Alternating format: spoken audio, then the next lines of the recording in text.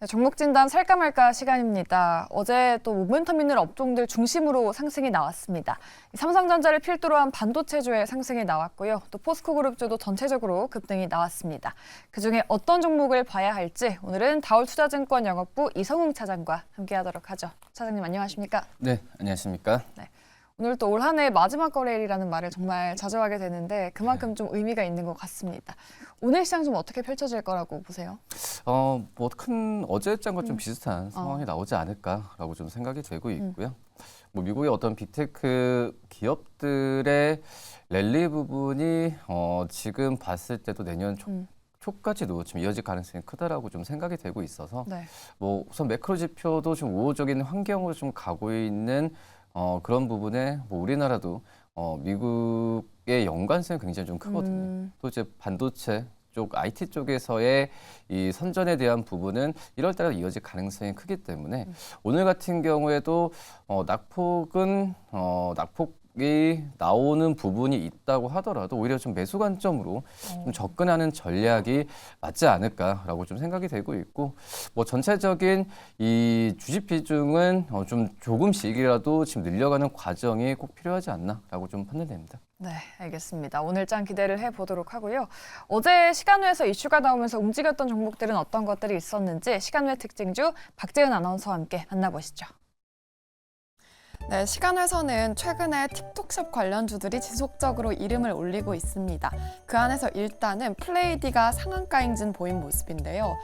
틱톡샵 한국에 진출한다라는 소식 때문에 계속해서 시간외에서 모멘텀으로 작용하는 모양새죠.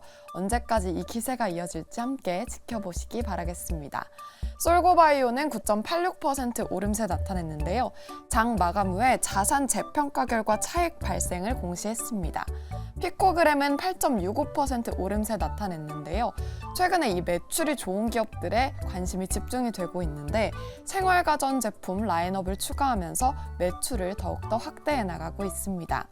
일동제약의 경우에는 최근 제약바이오의 연말 랠리와 함께 5.33% 오름세 나타냈는데요. 여기에 호재성 뉴스가 더해지면서 경구용 코로나 치료제 조코바정의 품목 허가 신청, 자진 취하, 그리고 품목 허가 신청을 공시를 했습니다. SBS는 4.73% 오름세 나타냈는데요. 태양건설의 워크아웃 시청설 속에서 동사의 매각의 본격화의 신호탄이 터진 게 아니냐라면서 시간외에서도 정규장에 이어서 시세를 분출했습니다. 이렇게 다양한 섹터 그리고 특히 매출 호조세에 좀 주목이 된 가운데 어떤 섹터 볼까요? 네, 다양한 종목들이 움직였네요. 이 중에서 피코그램이 사실 딱히 들여다봤던 종목은 아니긴 한데 뭐 리포트가 나왔더라고요. 올해는 좀 아쉬웠지만 내년에는 좀 실적이 개선된다라고 하던데요. 그렇죠. 이제 피코그램 같은 경우는 이 생활 가전 특히 이제 친환경적인 뭐 정수기나 이런 부분에 있어서 그 판매를 하는 기업인데 그렇기 때문에 생활 가전이라는 부분이 좀 우리가 생각하는 이 뭐 삼성전자나 LG전자처럼 뭐 이 스마트폰 뭐 그리고 TV 뭐 이런 좀 고가의 제품을 판매하는 게 아니기 때문에 좀 관심이 덜한 건 좀 있어요. 근데 하지만 이 생활가전에서의 성장에 대한 부분에 있어서 제가 봤을 때도 어떤 경기 사이클이나 이런 부분에서 덜 탄다는 점에서 봤을 때 우선 생활가전과 관련된 좀 기업들 같은 경우에는 좀 안정적으로 좀 투자할 만한 그런 모멘텀이 좀 되지 않을까라고 좀 생각이 되고 있고요. 뭐 예전에 본다고 하더라도 뭐 다이슨 같은 경우에도 이런 식으로 시작을 했었거든요. 시작한 이후에 새롭게 그 제품에 대한 부분을 업그레이드하면서 세계적인 기업이 됐는데 뭐 그렇기 때문에 피코그램도 그럴 가능성도 있는 뭐 상황이다라고 좀 단언할 수는 없지만 그래도 이 생활 가전과 관련된 기업들 같은 경우에는 초반에는 이런 이 작은 어떤 제품으로 시작을 하지만 추후에 갔을 때는 계속 제품의 업그레이드가 되는 상황에서 이 브랜드 파워를 가질 수 있다는 점에서 봤을 때 우선 지금 시총은 작고 매출은 좀 작은 상황으로 가고 있지만 중장기적으로 매수 관점으로 들어가도 나쁘지 않은 게 바로 이제 생활가전과 관련된 기업이라고 좀 볼 수 있겠고요. 그리고 이제 지금 현재 봤을 때도 이런 오랜만에 이 증권사에서도 이 피코그램의 PDR 같은 새로운 제품의 업그레이드가 계속 되는 상황에서의 이 매출에 대한 기대감을 계속 지금 갖고 있는 상황이면은 우선 주가적인 측면에서는 거래량과 함께 우선 그 우상향 방향 쪽으로 당분간은 이어질 가능성이 굉장히 좀 있다라고 좀 생각이 좀 되고 있어서 이 피코그램에 대한 관심은 지금 현재 거래 나왔을 때 매수 관점으로 접근해도 나쁘진 않다라고 좀 판단되고 있습니다. 실적이 좀 나아질 걸로 보이기 때문에 중장기적으로 보는 것도 나쁘지 않은 선택이다. 또 거래량이 늘고 있기 때문에 지금 눈여겨보는 것도 괜찮겠다라고 말씀하셨는데 주가를 좀 보면은 바닥권까지 좀 많이 내려왔다가 이제서야 좀 고개를 들고 있는 것 같아요. 어디까지 볼 수 있을까요? 그쵸. 이제 바닥에서에 대한 부분이 지금 거의 뭐 이제 10월 달과 11월 달에 이 45,000원과 4만 원 사이의 주가를 계속 지금 맴도는 상황이라고 좀 말씀드릴 수 있겠는데 말씀드렸다시피 이제 거래량과 함께 주가 좀 가는 측면으로 있는 상황이기 때문에 저는 여기서 우선 뭐 피코그램이 뭐 실적이나 이런 부분이 크게 등락폭이 없는 기업이거든요. 그렇기 때문에 낙폭은 저는 제한적으로 갈 가능성이 있다. 그러니까 한마디로 낙폭이 제한적으로 갈 가능성이 있다는 부분은 우선 이 주가가 좀 떨어졌을 때는 매수 관점으로 접근해도 괜찮다라고 좀 판단이 좀 되고 있고요. 뭐 그렇기 때문에 1차적 목표가는 5,800원을 좀 말씀을 드리겠지만 돌파했을 때는 전 추가적 매수 관점 좀 말씀드리고 손절가는 이 4,800원 말씀드리도록 하겠습니다. 네, 시간 외 특징주 중에서는 피코그램을 뽑아주셨습니다. 목표가 5,800원 기억해 보도록 할게요. 우리 시장 외국인이 이틀째 순매수하고 있는데 외국인이 담아가는 종목 어떤 게 있을까요? 수급 들어온 종목 바로 알아보도록 하죠. 네, 외국인의 장바구니부터 확인해 보도록 하겠습니다. 먼저 KT는 배당 기대감에 더해서 AI 모멘텀까지 더해진 기업인데요. 이로써 외국인이 10거래일째 보고 있습니다. 한전기술은 12거래일 연속 순매수 들어오고 있는데요. 포스코와 함께 해상풍력 사업 전략 수립을 추진 중인 이런 기업입니다. 이어서 이오테크닉스는 반도체 관련해서 8거래일째 보고 있는데요. 앞선 코너에서도 반도체가 주도주로 떠오를 거다, 내년에 기대가 된다라고 하셨는데 반도체의 봄이 기대가 되는 가운데 이오테크닉스에 대한 관심 더욱더 커지고 있습니다. 또 4분기에 영업이익 급증 공명까지 맞이를 했다고 하네요. 휴메딕스는 7거래일 연속 매수가 들어오고 있는데요. 1등 공신인 제품인 필러가 올해 첫 1,000억 원을 달성했다고 합니다. 이어서 바텍의 경우에는 6거래일 연속 순매수 들어오고 있고요. 내년 3D CT 관련해서 글로벌 1위에 도약할 걸로 보여지고 있습니다. 이어서 기관의 특징주도 만나보도록 하겠습니다. 네, 기관은 미래컴퍼니를 19거래일째 보고 있는데요. 내년에 수술 로봇 하면 이 기업을 떠올리실 걸로 보여지고 있습니다. KG 모빌리티는 17거래일 연속 사명 효과의 변경 효과를 톡톡히 누리고 있고요. 종근당은 제약바이오의 강세 속에서 16거래일째 관심이 이어지고 있는데 특히 커지는 탈모 시장에 관심이 더욱더 커지고 있는 메타랩스도 주목해보시면 좋을 것 같습니다. CJ 대한통운의 경우에는 연말에 택배 보내시는 분들 많으시죠? 물동량이 증가를 하면서 앞으로 영업이익으로 기대될 것으로 보여지는데요. 영업이익 확대 국면을 맞이하면서 CJ 대한통운 5거래일 연속 보고 있습니다. 아무래도 연말에 하면 택배가 떠오르기 때문에 이 연말 관련해서는 택배 보면 좋을 것 같은데 어떤 관련주를 또 함께 보면 좋을까요? 네, 외국인이 담아가는 종목들 안에서 이오테크닉스가 상반기에 참 핫하지 않았습니까? 네. 뭐 HBM 관련주인 거 덕분인데 참 가파르게 주가가 올라왔었는데 하반기에는 지금 좀 답답하게 박스권을 그리고 있거든요. 뭐 모멘텀이 좀 있을까요?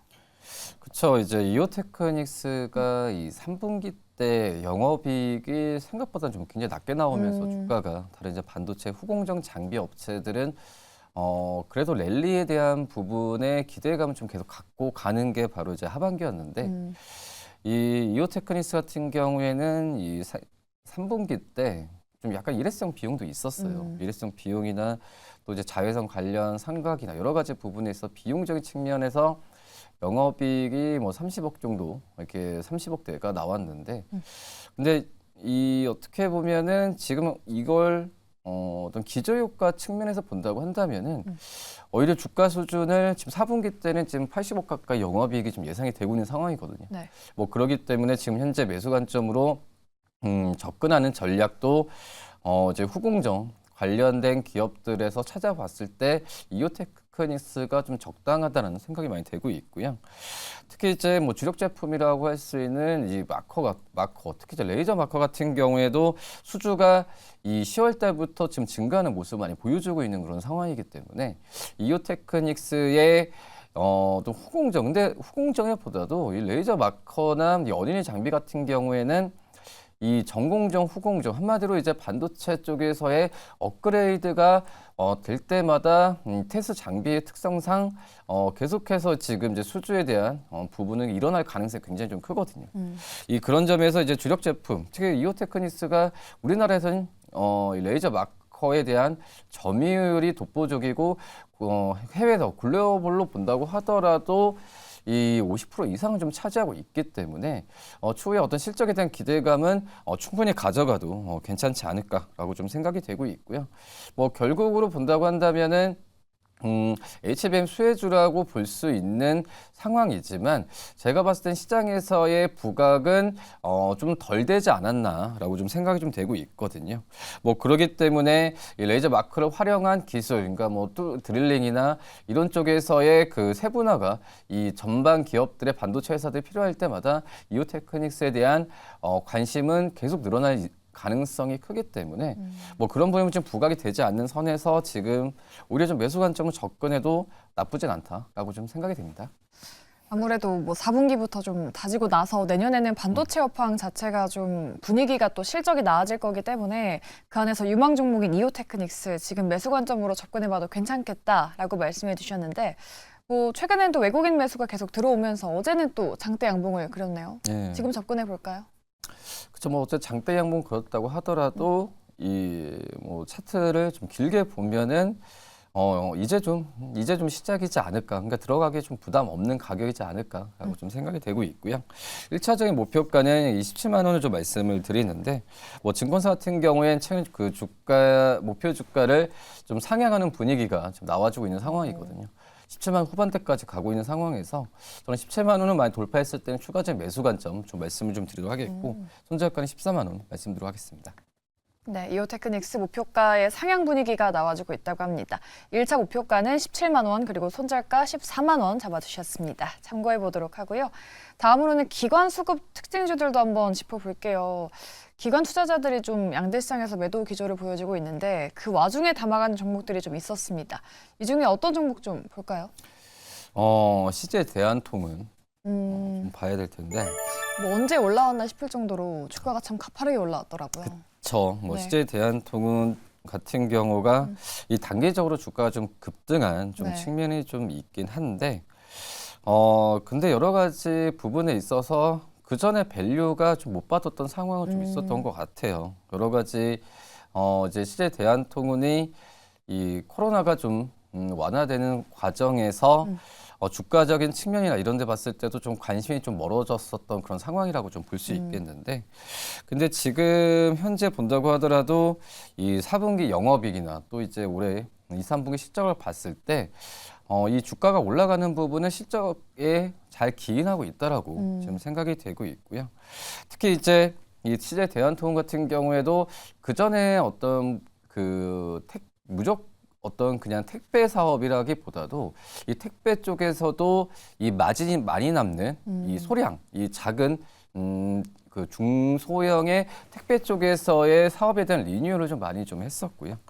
그리고 이제 이 해외 쪽에서의 특히 이제 중국과 관련된 이 온라인 몰과의 협약에 대한 부분에 있어서 이 택배에 대한 부분에 있어서 그 사업에 대한 부분을 해외 진출 쪽에서 많이 했던 그런 상황도 지금 빛을 발휘하고 있는 그런 상황이라고 좀 말씀드릴 수 있겠고요.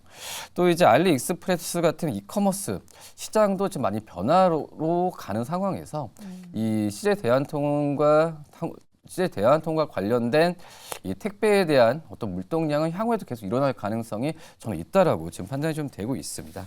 그리고 이제 어떤 뭐 공장이나 여러 가지 부분에 있어서 자동화 물류 부분을 지금 많이 투자를 많이 하고 있기 때문에 추후에 어떤 인건비나 운영비에 대한 효율성 같은 경우에도 재무적으로 분명히 효과를 발휘할 가능성이 저는 있지 않을까라고 좀 생각이 되고 있고요. 뭐 그렇기 때문에 지금은 어떤 실적에 대한 폭발적인 그런 상황보다도 전체적인 그 시장, 이 택배 물류 시장 쪽에서 변화 부분은 지금 CJ 대한통운의 실적의 기대감을 지금 주가에 미리 좀 반영을 하고 있지 않나라고 좀 생각이 되고 있고, 그리고 이제 뭐 세계적인 어떤 물류의 그 택배 회사라고 할 수 있는 뭐 페덱스나 또 한진 뭐 이런 기업들에 대비해서는 이 PER 수준으로 봤을 때도 이 10배 내외로 좀 형성이 좀 되고 있고, 이런 기업들 같은 경우에 이 글로벌 택배 회사들은 15배 의 내외에 지금 형성을 하고 있거든요. 네. 뭐 그렇기 때문에 주가 좀 많이 상승했다고 하더라도 지금 저평가 매력은 분명히 좀 있지 않나라고 좀 판단이 됩니다. 내년에도 그렇고 2025년에도 영업이익 추정치가 상향되고 있고 목표 주가도 좀 높아지고 있는 상황입니다. 뭐 지금 주가가 신고가 랠리를 보여주고 있기는 하지만 뭐 글로벌 택배 회사 대비해서 저평가되어 있다라고 하셨는데 어느 정도 좀 밸류를 줄 수 있을까요? 지금 현재 본다고 하더라도 15배를 준다고 하더라도 충분히 이 CJ 대한통운 내년에 실적 본다고 했을 때 15만 원 정도의 그 목표 주가는 나온다라고 좀 생각이 되고 있고요. 그리고 지금 현재 뭐 PBR 기준으로 본다고 하더라도 1배를 준다고 했을 때도 지금 증권사는 13만 원 후반대까지 좀 가고 있는 상황이기 때문에 1차적인 목표가는 지금 증권사들의 지금 예상치인 이 14만 원 후반대를 말씀을 드리도록 하겠고요. 뭐 14만 5천 원 정도 1차 말씀드리지만 저는 이제 돌파했을 때는 추가적 매수 관점 말씀드리고 손절가는 11만 원 말씀드리도록 하겠습니다. 네, CJ 대한통운 목표가 14만 5천 원 그리고 손절가 11만 원 참고해서 대응해 보도록 하겠습니다. 저희 그럼 마지막으로 또 공략주도 한번 들어보도록 할게요. 오늘 장 어떤 종목 눈여겨볼까요? 올해 이제 마지막 장이니까 네. 어떤 좀 안정적인 기업을 좀 말씀드리도록 하겠고요. 하겠는데 이 S&D라는 종목을 좀 말씀드리도록 하겠습니다. 조금은 좀 생소한 기업인 것 같은데 어떤 사업을 영위하는 기업일까요? 이 S&D 같은 경우에는 어떤 기능식품을 만드는 기업이라 볼 수 있겠는데, 만든다는 것보다도 네. 일반 기능식품의 소재를 만드는 기업이라고 볼 수 있겠고요. 지금 현재 대부분의 저희가 잘 알고 있는 뭐 삼양, 농심, 뭐 일동 후디스, 풀무원 이런 이 브랜드가 있는 굵직한 그 음식료 기업들한테 그 S&D가 이 기능식 그 음식료의 소재를 지금 납품을 하고 있는 그런 상황이기 때문에 네. 지금 현재 본다고 하더라도 우리나라 뭐 K푸드의 열풍에 의한 해외 수출이 좀 활발히 되고 있는 시점에서 이 S&D에 대한 수주 부분도 계속 일어나고 있는 그런 상황이라고 좀 말씀드릴 수 있겠고요. 네. 뭐 지금 현재 일반 기능식품 소재 사업 같은 경우에도 매출 측면에서 본다고 하면은 작년 대비해서 거의 20% 가까이 늘어나는 부분이 1, 2, 3분기 때도 확인이 됐기 때문에 올해 실적 또 안정적으로 갈 확률이 높다라고 좀 생각이 되고 있고요.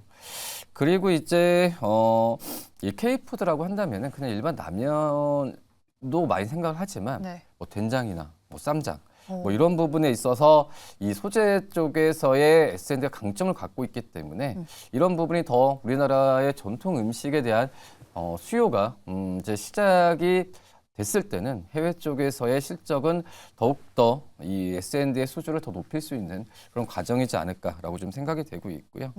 그리고 이제 건강기능식품 쪽이 오히려 일반 기능식품 소재보다도 이 성장 속도가 굉장히 빨라지고 있거든요. 물론 이제 초반에 지금 시작하는 상황이기 때문에 일반 기능식품보다도 이 투자나 여러 가지 성장 속도가 눈에 좋게 보이긴 하지만은 중요한 부분이 이 건강기능식품이 이 우리나라가 아니라 해외 쪽에서의 어떤 거래선이나 이런 부분 확보로 기대감이 더 크다라는 부분이거든요.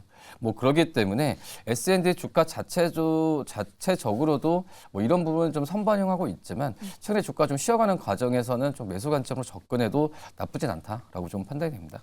그래도 보니까 주가가 최근에 꽤 많이 레벨업을 했는데 뭐 52주 신고가도 돌파 가능할까요? 저는 가능하다고 보는 게 지금 내년 기준으로 본다고 했을 때 뭐 PER 수준이 6배 내외거든요. 6배 이하인데 우리나라 이제 그 음식료 업종들의 평균 PER이 12배 이상을 좀 갖고 간다고 하면은 지금 현재 가격 대비해서 이 밸류 측면이 50% 할인되면서 지금 형성이 되고 있거든요. 네. 뭐 그렇기 때문에 저는 충분히 매수 관점 말씀드리도록 하겠고요. 1차적 목표가 2만 원을 좀 말씀드리고 그리고 손절가는 16,000원 말씀드리도록 하겠습니다. 네, 오늘의 공략주 S&D 목표가 2만 원 참고해서 대응해 보도록 하겠습니다. 이렇게 종목 진단 살까 말까 함께 했고요. 다올투자증권 영업부 이성웅 차장 수고해 주셨습니다. 오늘 말씀 고맙습니다. 네, 감사합니다.